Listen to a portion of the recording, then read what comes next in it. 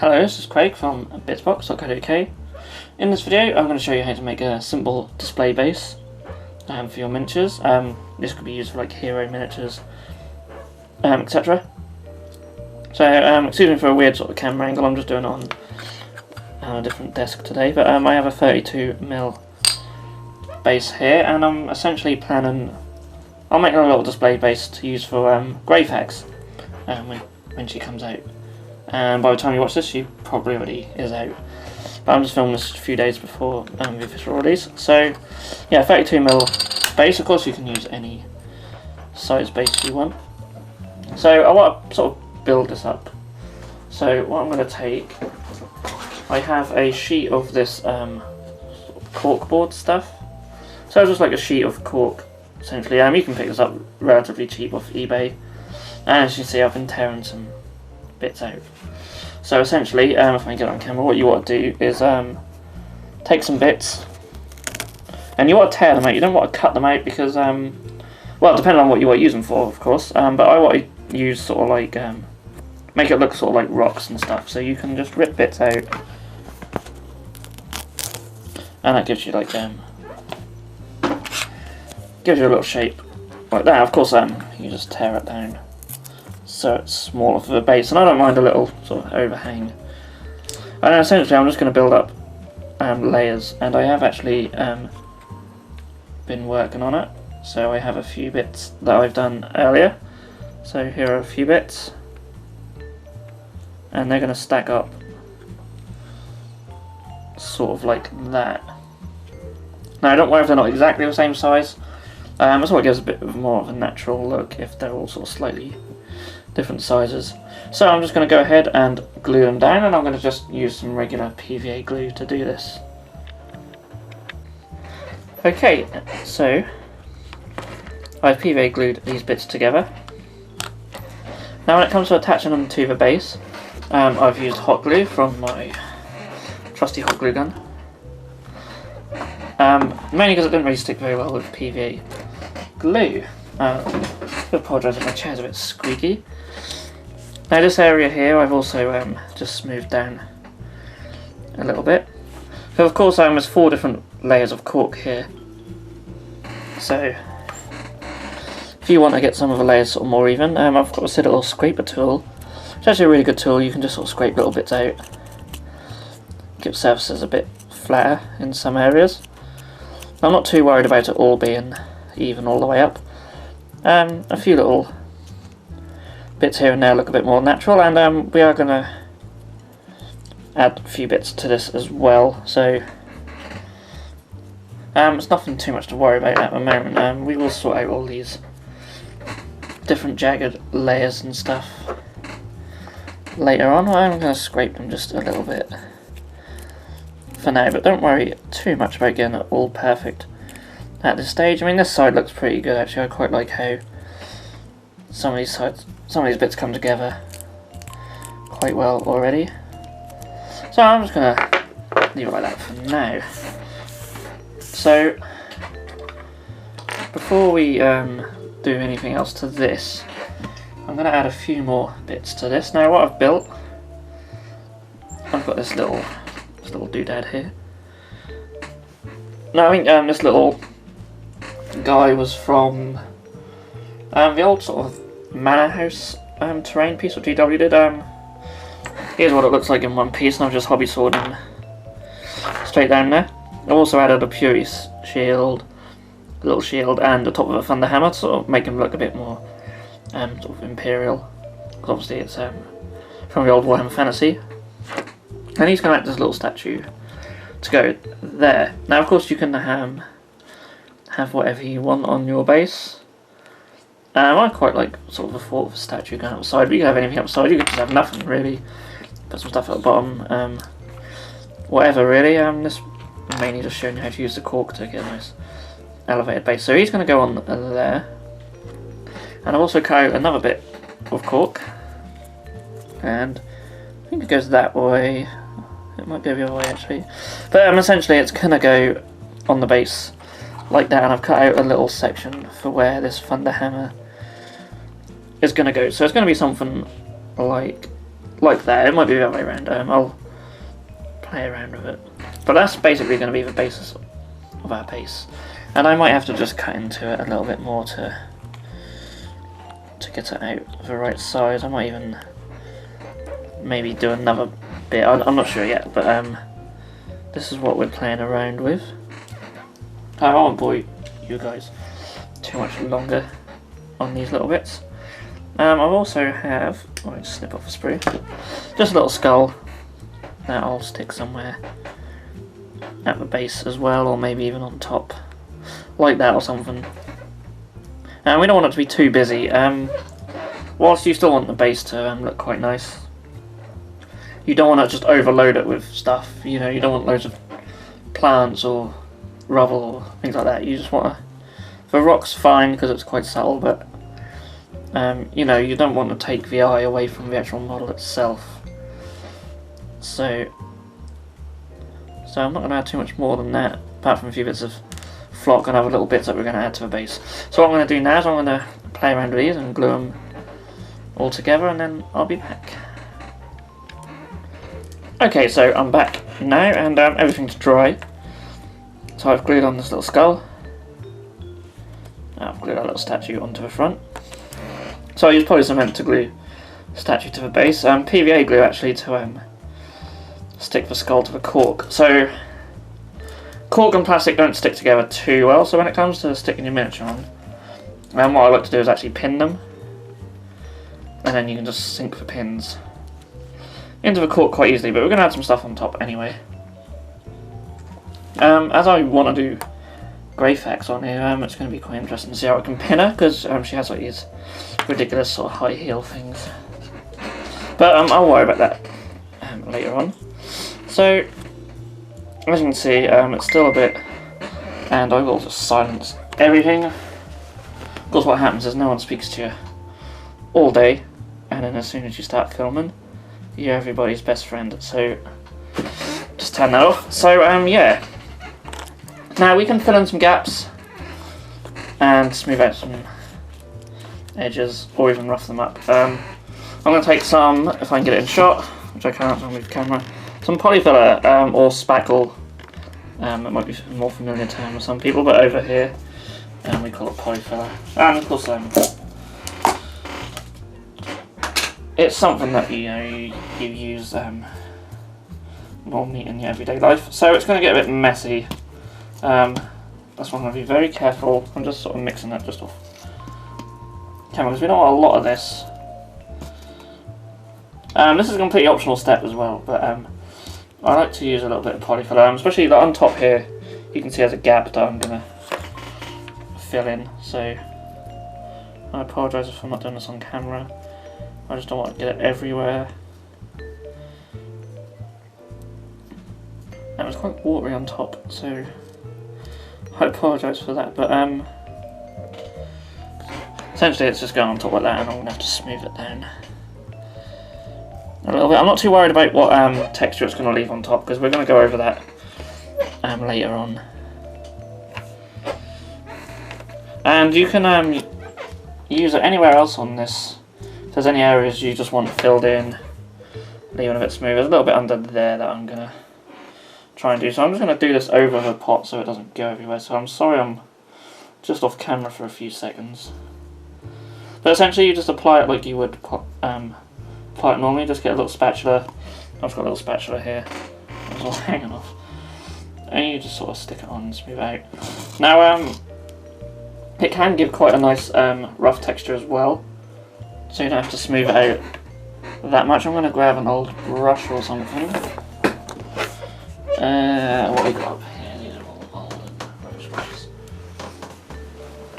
And let's get back in shot. And I'm just going to sort of spread it out with a brush. So yeah, at this stage it's going to look very messy and horrible, but what's good about the rough texture, it does leave that sort of natural sort of look, and you can fill in all these little gaps on these lines here, which I probably will do as well. So I'll do all that off camera. So Otherwise, this video might end up being ridiculously long, and most of it will just be me babbling on. So yeah, essentially you can just use the polyfiller just to fill in any little areas you like. So I'm going to do that right now. Okay, so I'm now back. The polyfiller or spackle is now dried. You can see on the back here, especially, still gives quite a nice texture, and it just sort of flattens that area off a bit. And of course you could do it over the whole thing if you wanted. Still a little bit of gap in here what I might deal with later. But in the meantime, I'll show you guys the next step.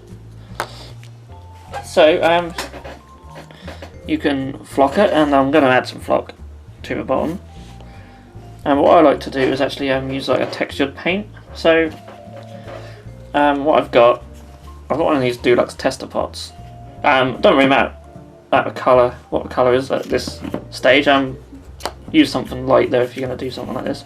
Basically, I've just had one of these spare, and I mixed in some like fine sand with it, and it sort of creates this little sort of textured paint. And I'll show you. They come with these little brush things. They're quite frayed, but I want to paint it all on the top. Now I don't know how much texture's in this. It's quite an old one, but you can see. Can you see? Yeah, you can see on the camera. Look where it's adding little bits of texture. Now I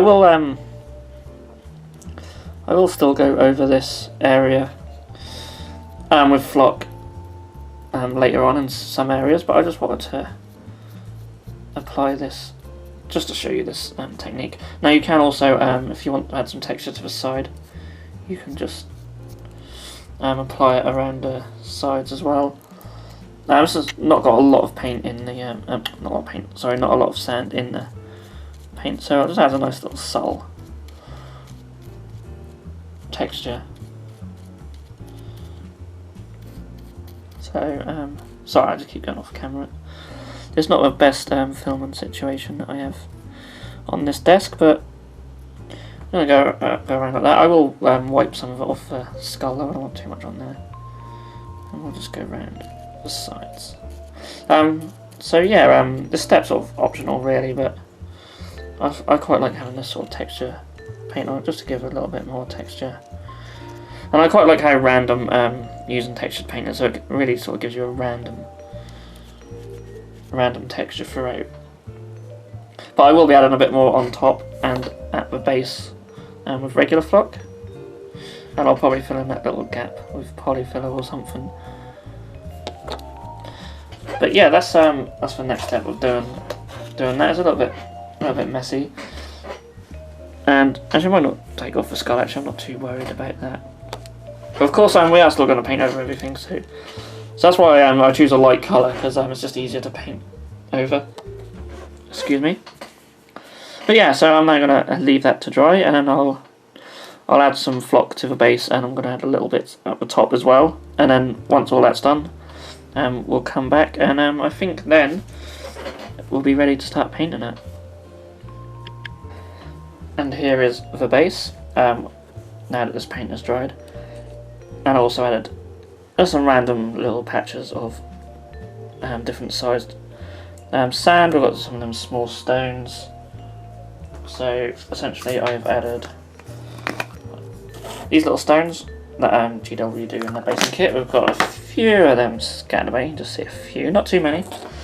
And I also have this little mix here. So I like to mix up different sand, flock, stones into a little tub.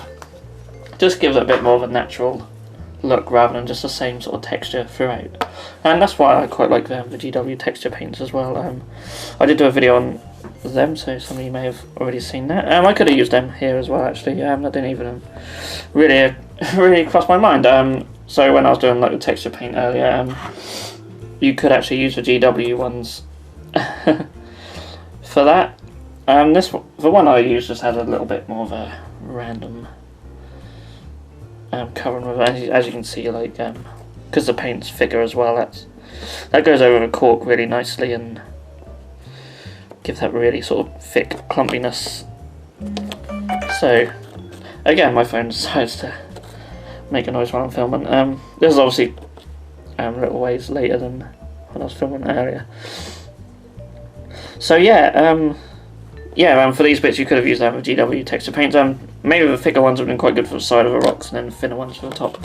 But I just used what I had.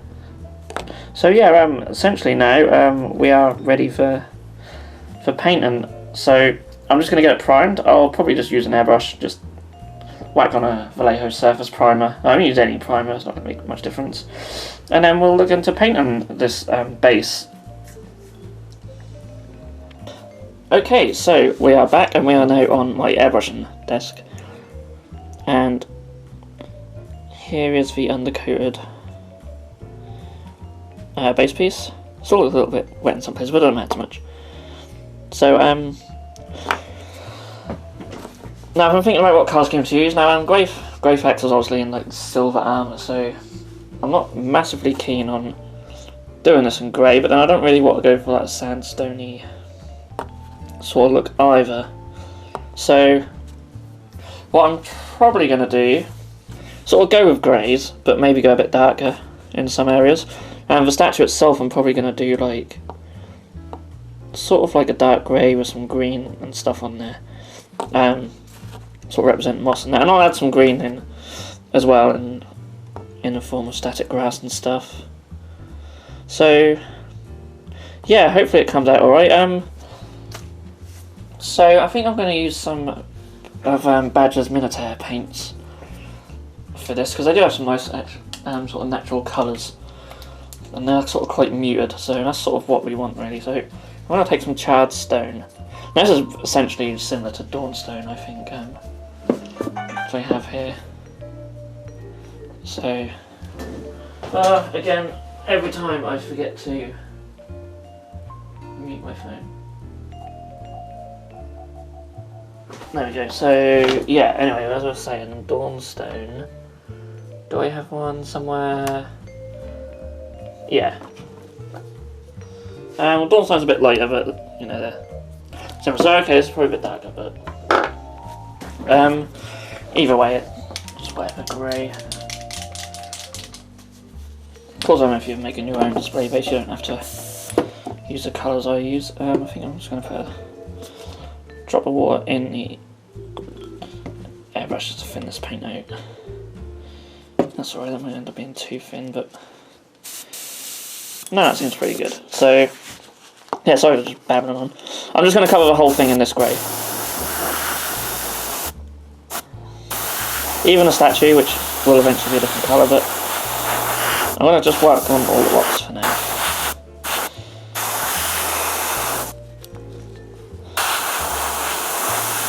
Work all the way around the piece. Now, there are some areas where the primer's not really got into. So I'll make sure I cover them up. I mean, if you're only using cork, you might even get away with not even needing the primer as much, but I always like to use one.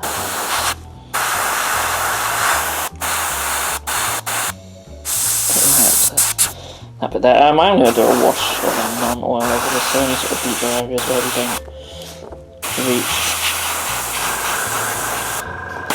That'll get to. So now that the compressor's on, I'll finish this off camera, and then we'll move on to the next stage. Okay, so next I just want to add a sort of a zenithal highlight to this. So essentially, I'm just going to spray downwards to the airbrush and just catch the top edges. For that, I'm going to use the aptly named Rock, also from Badger Minotaur. I've already loaded some up in the airbrush. So really, you just want to hit it at like a 45-degree angle and just sort of hit these edges. This will be quite a subtle highlight. So this step's completely optional, really. I will be adding a wash and doing more traditional dry brushing highlights, but while the airbrush is out, I'll just add this sort of zenithal look, and I'll catch some of these top areas well. There's not much difference between shades of these two greys, so it's quite subtle. And I'm not worrying about the statue again at this stage. So yeah, that's all we need for that. Okay, so now that all that's dry, I'm going to give it a shade wash. And of course I'm going to take some Nuln oil.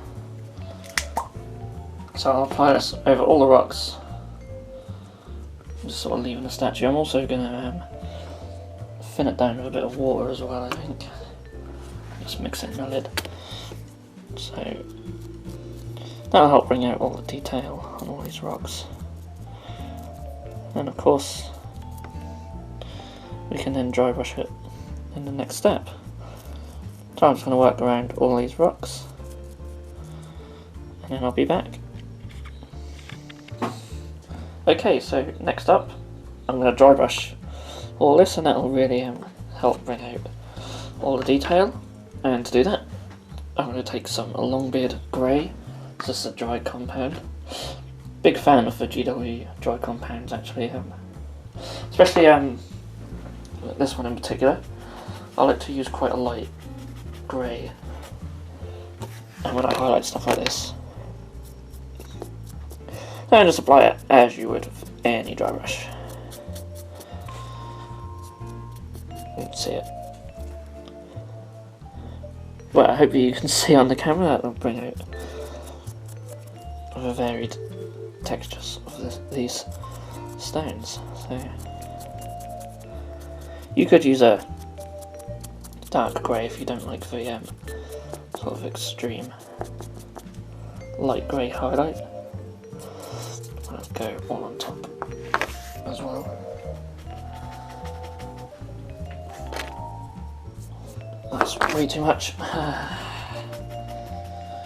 that happens to you when you dry brush too heavily, you can always repaint it or go over with a wash. I'll probably just cheat and either put a foot there or a bit of static grass to cover it up. Rookie mistake doing that.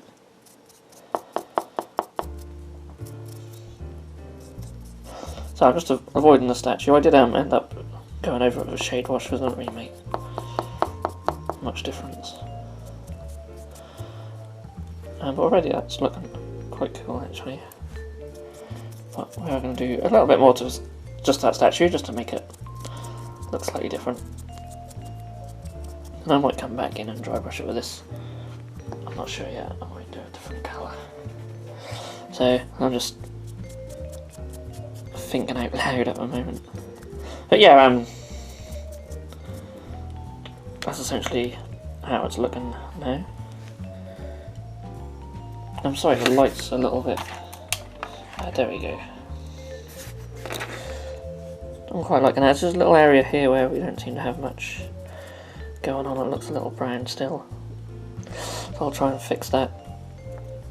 But yeah, apart from that, I'm quite liking how these rocks are now looking.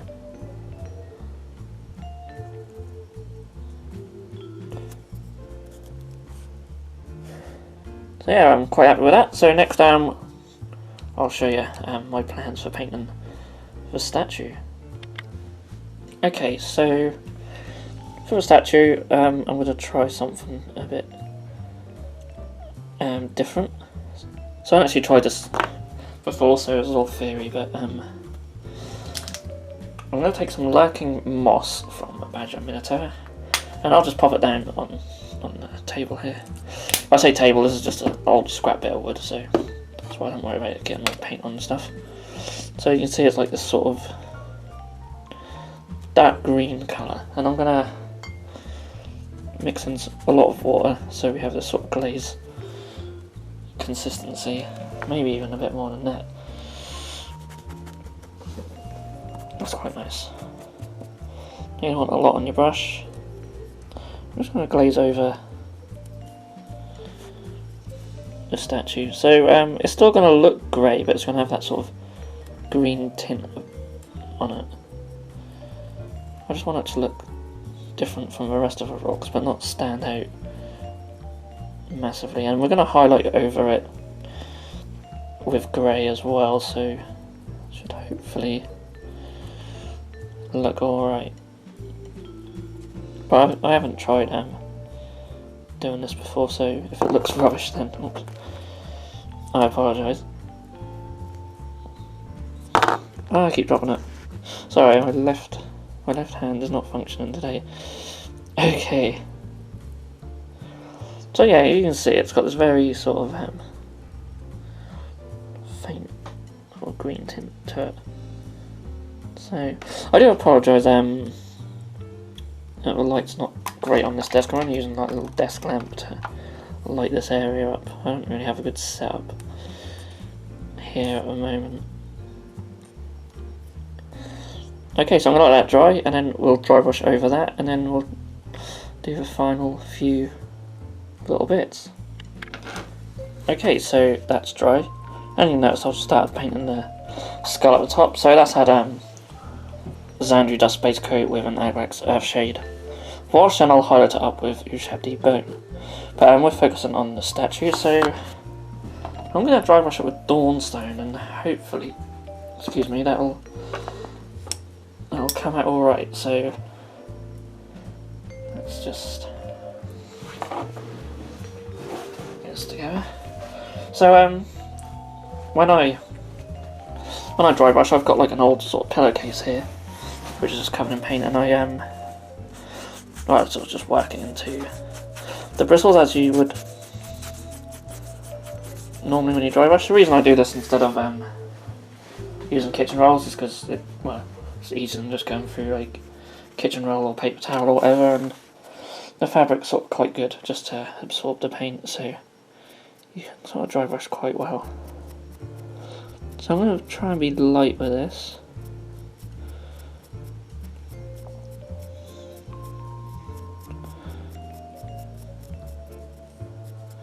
Just gradually building up the grey. Again, I don't know how well it shows up on the camera. It's hard to judge from the actual camera screen.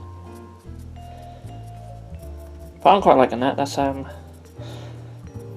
yeah, I'm actually liking that. It's giving us a sort of greeny tinted statue, but also with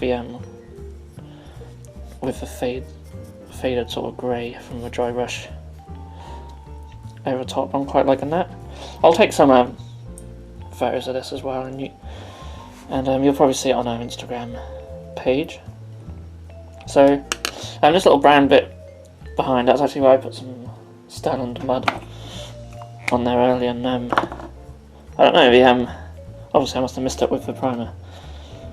But what I am going to do, and I'll do this to cover up other areas, is I'm going to add some little sort of bits of moss and stuff like that. So I'll get that prepared and I'll be back. So I can cover up areas like that with moss, and I'm going to put some other areas as well. And to use to make this moss, I have this little tub of little bits here. These are actually just little parts of old model trees that sort of just fell off. I sort of collected them up, then make good little bits of moss. You can obviously buy different types of flock and stuff like that. So I have some PVA glue, and I do have a brush to apply it.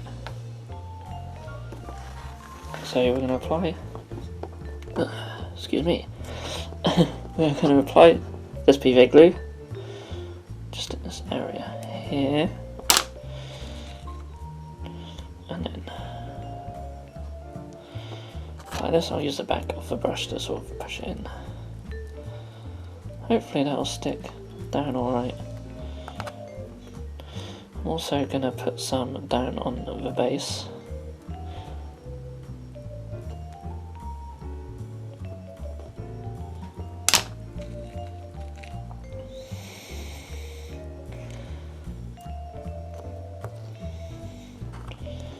This is of course adding a bit more colour to this as well, which I want. I'll have some there as well. So you don't want to overdo this. Let's quite add a little bit there.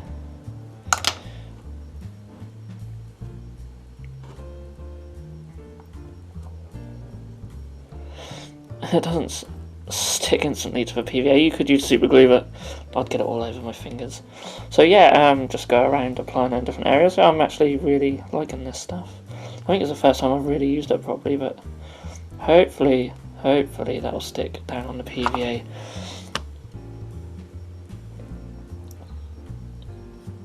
So I might apply just a little bit over the top.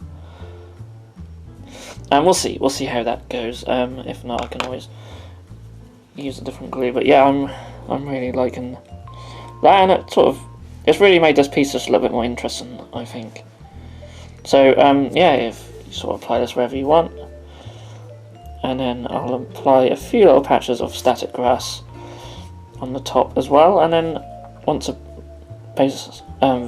rim of the base is painted, we'll call that finished. So when I return, you should hopefully see the finished piece. And here is the final base. So I've just zoomed in a little so we can see it better, and hopefully the light's not too bad now. So I've added some little patches of static grass on the top there, nothing too heavy, just want it to be quite subtle. Of course we've got the moss around the base, just a little bit around the back. There's a massive sort of rock face here that I just wanted to keep. Just wanted to keep that sort of how it was. I painted the rim of the base black, and I'll probably put another coat black on the rim there. But yeah, that is the finished base. I'm really happy with how it turned out. I quite like the little statue thing. Well, that's just something different I want to try. Of course, you could put anything there. You could just leave it as rocks, or you could just let your imagination go, just sort of run wild a little bit. Of course, you can use all manner of bits to change the theme of the base and just keep the rocks as the main sort of structure. But yeah, I just wanted to show you how easy it is just to make some sort of display base like this, just using the sort of pieces of cork tile. I think they're great. I also used a couple of larger pieces on my base for a L'Oreal. Again, you can check out our Instagram page for see pictures of all the stuff I build and paint. I'll be sure to put a picture of this up. That will probably be up before this video's up, so you may have seen this already if you follow us on there. So yeah, I hope this tutorial was quite handy for some of you and that you enjoyed watching it. It's probably, the whole process has probably taken about 3 days to do. There's a lot of drying time in between, obviously with PVA glue and stuff like that. So yeah, but it's been really fun to build. It's actually came out better than I actually thought it would. So I'm really happy with it. I hope you guys liked it, and I hope you've enjoyed this video. Of course, if you have, feel free to give it a thumbs up, and you can hit that subscribe button if you've not already subscribed to our page. So all that's left to say is thank you so much for watching, and I will see you all again in the next video.